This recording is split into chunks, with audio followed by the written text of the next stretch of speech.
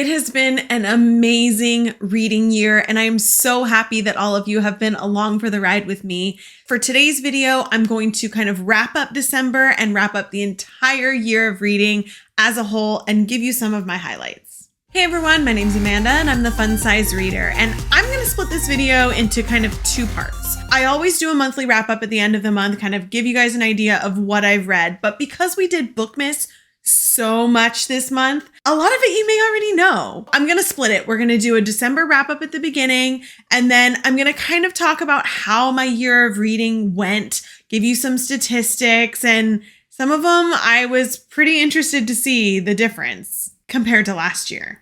I read 7 books in December. Most of them were Christmas books and 3 of them were novellas. Obviously, I chose a bunch of novellas for Bookmas to kind of give us that little dose of Christmas cheer. So I did read all 3 of those this month. If you participated in my Bookmas read along, awesome. Thank you for participating. If you haven't seen that video, basically we read a bunch of novellas together for the first 3 weeks of December.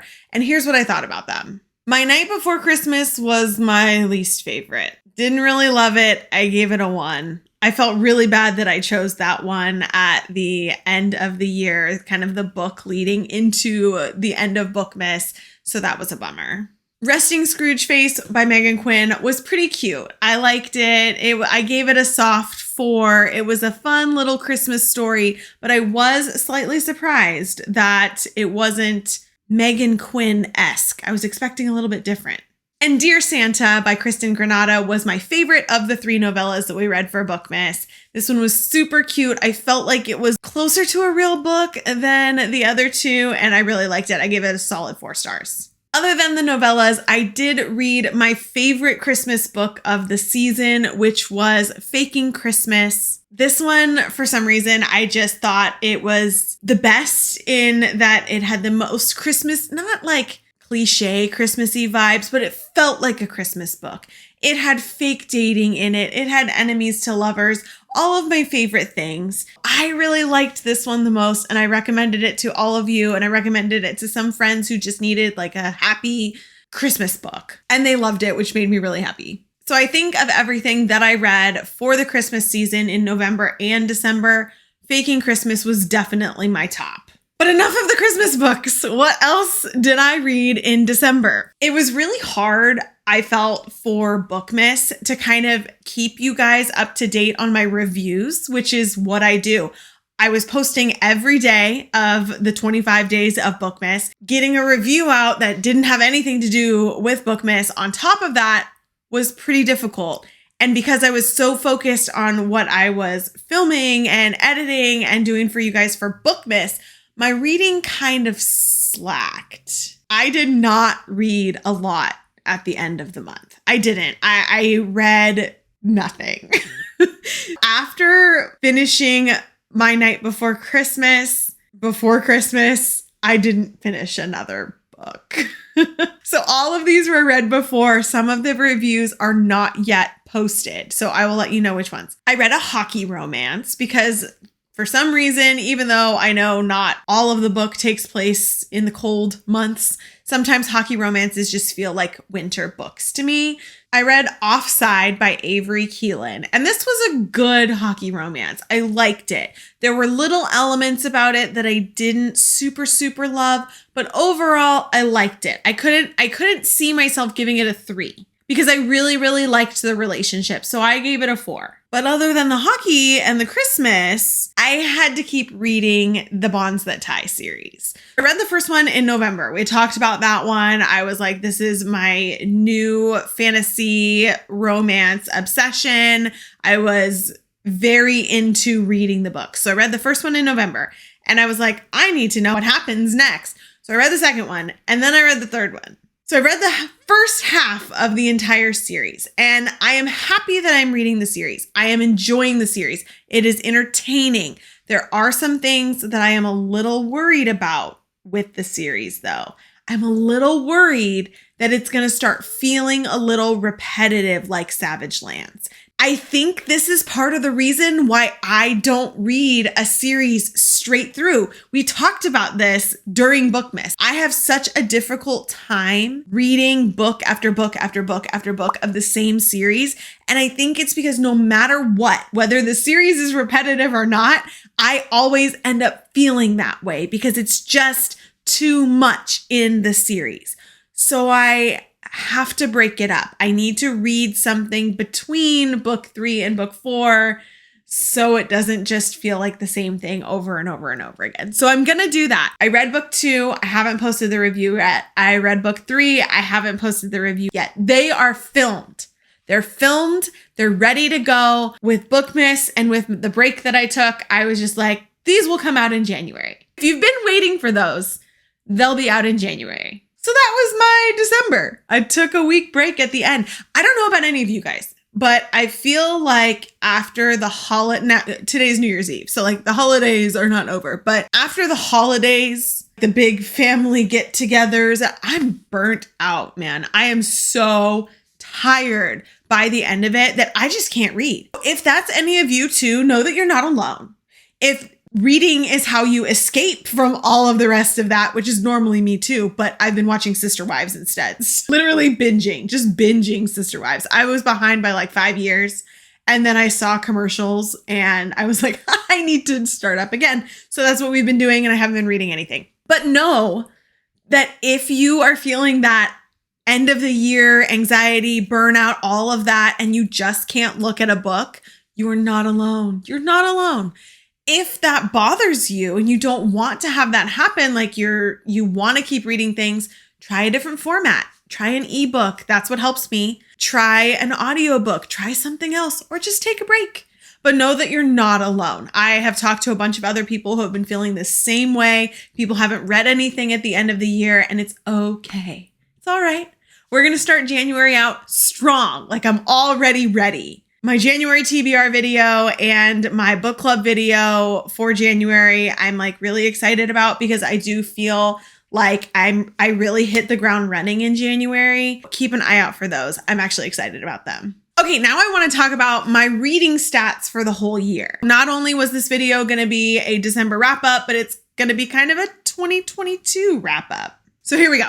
I read 81 books this year.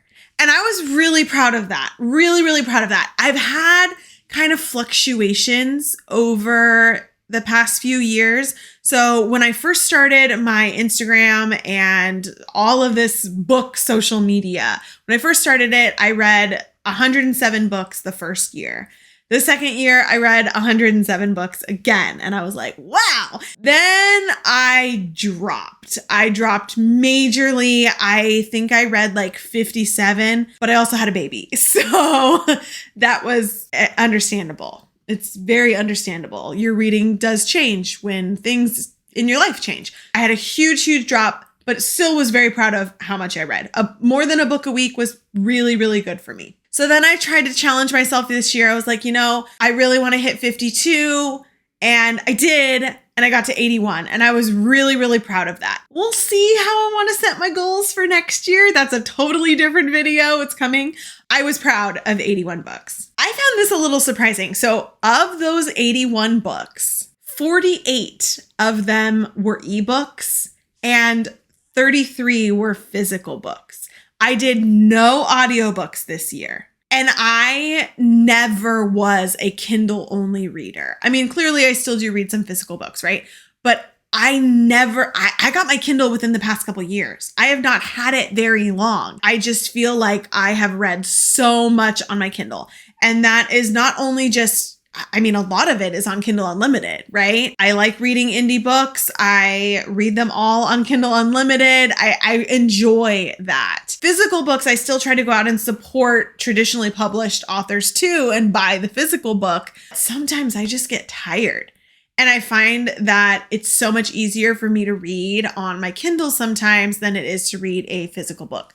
Plus, my kid likes to grab it and she wants to turn the pages and pretend like it's hers. So physical books sometimes just don't work for me. So I did think that that was interesting. I used to be an all physical books reader and now I'm a majority Kindle reader, which is a huge, huge shift. Within those 81 books, I read 33,427 pages, which is a ton. I was like, wow, 33,000 pages. Like, that's pretty nuts. This stat I think is always important to look at too, because I get intimidated by big books, but I did read a lot of big books this year. And so I do want to start tracking my page number count from year to year and see how that compares to the number of books. I get intimidated by big books, so I don't read big books, which means that I read more books. Looking at the page numbers when you read bigger books and fewer books, like that's important too. I definitely want to start tracking this one. And thank you, Goodreads, for giving me that number, because there's no way I would have added that up on my own. The shortest book I read was Resting Scrooge Face by Megan Quinn. That was the novella for Bookmas that I talked about earlier in this video. The longest book I read was Zodiac Academy 7, Heartless Sky, and that was like 900 and something pages. I don't know, really long. I can guarantee that Zodiac Academy 8 will be my longest for next year because it's literally 1,200 pages. My average length book is 412 pages, which seems about right. Like, I'm fine usually with about a 400 page book. I can still read it pretty quickly. It feels complete, but it doesn't feel too long. So like, that makes sense to me.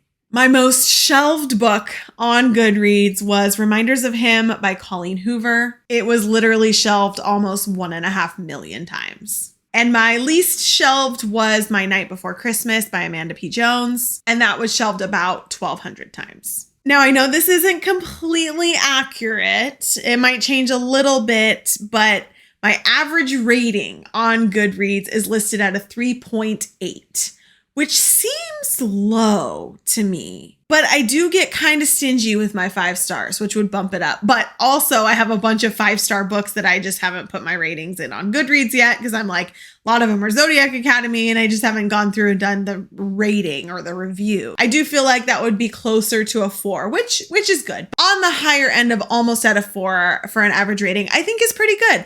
And I think honestly, okay, here's the way I look at that. A lot of people will look at that and go, oh, you don't really read books that you enjoy. And I see this argument a lot. I've seen a lot of videos on it recently. The more books you read, or at least for me, the more books I read, the more I'm going to come across ones that aren't my thing.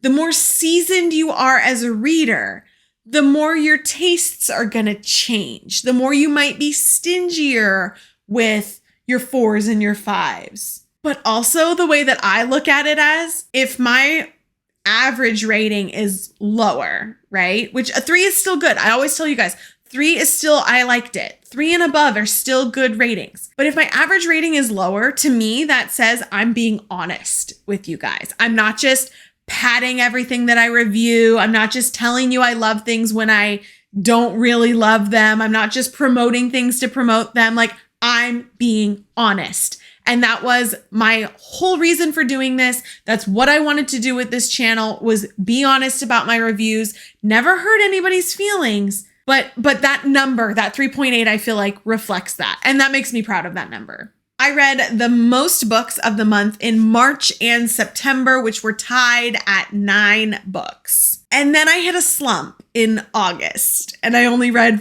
4. So that was like the least. But what's funny is, even though I read the most books in March and September, I read the most pages in January. And that's because that's when I started Zodiac, and I read tons of them in January and they got longer as they went. So I read 4,248 pages just in January alone. Like, that's crazy. And what was interesting was my second highest reading month, page-wise, just pages. Still not March and September, but it was November.